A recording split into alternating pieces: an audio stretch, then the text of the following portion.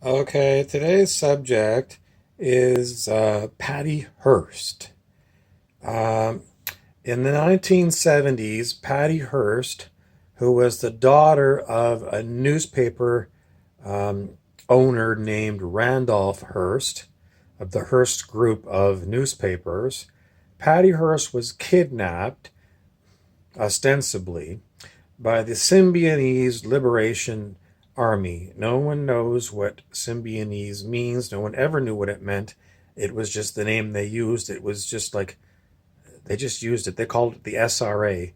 I don't know what Symbionese is. I could Google it and see what it says, but I don't know what it means. No one ever explained it. It was just on the news for a long time.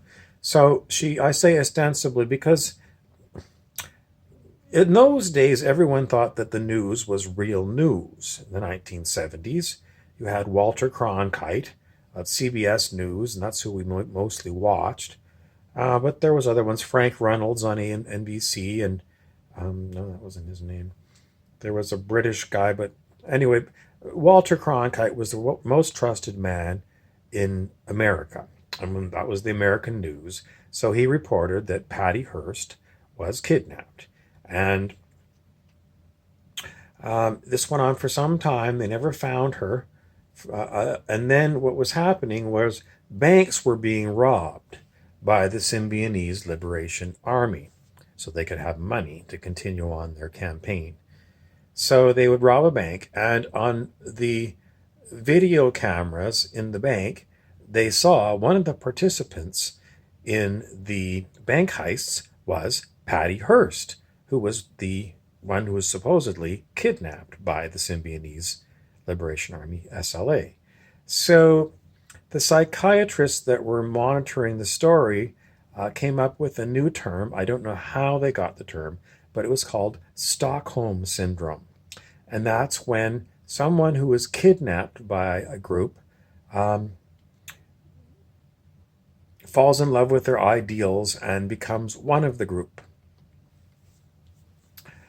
And that's basically the story of Patty Hearst. So I always, as I was saying, in those days we thought the news was the real news. It was real.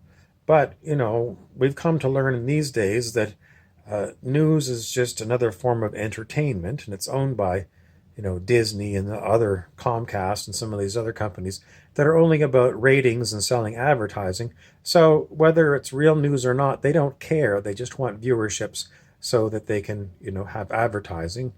And so the whole story could have just been a publicity stunt by the Hearst group to get more news. And was it all cooked up?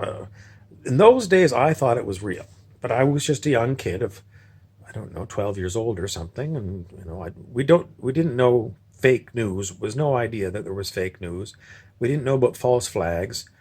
We didn't know anything other than this was the news, and it was, we had, um, you know, this was the news. It was the real news, and newspapers were all reporting the same information.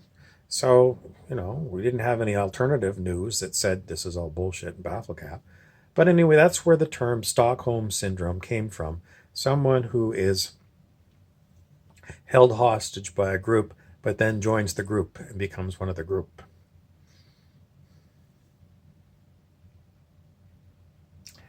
Um, I went to the doctor today because I've got a number of physical problems. Um, One of them is had a cold for about 6 weeks and a lot of congestion and phlegm. So I told him that, and he said, "Well, that's too long." So he prescribed me some antibiotics, and I said, "I want the cheapest antibiotics because I don't have drug coverage." And then he said, "Oh, you should have a puffer too." So I said, "Well, you know, he said, okay, well, you don't have coverage." So he went over to his locked cupboard, and he gave me a sample that I guess the drug company rep had given him of this stuff called Symbicort. Now, Symbicort is constantly being flogged on the American news channels. Every time there's a commercial break, It's big pharma with a pharmaceutical drug, and I've been seeing this stuff Symbicort for so long, as forever. Symbicort. The original actor was a grandpa, and he dressed a certain way, and I think he must have died because they changed the actor, and it's the same guy, the same character, the grandpa, and the new actor wears the same clothes as the old actor. The old actor is nowhere to be found, so we think he probably died, or he. No one knows. It's just funny. But the Symbicort stuff is an inhaler, and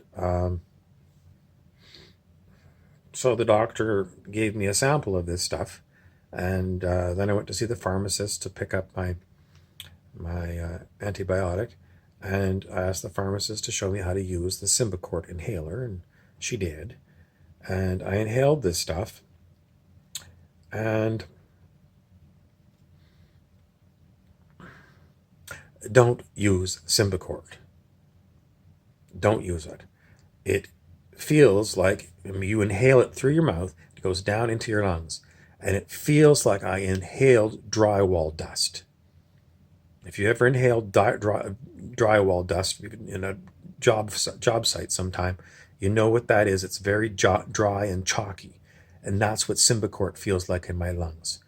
Don't use it. Did it help me with my cough? No, it made me cough even more.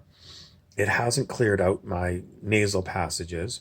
It's useless shit. If you really want Symbicort and it's too expensive for you, buy a piece of drywall and get a saw and just keep cutting pieces of drywall so you get drywall dust. Sniff it in.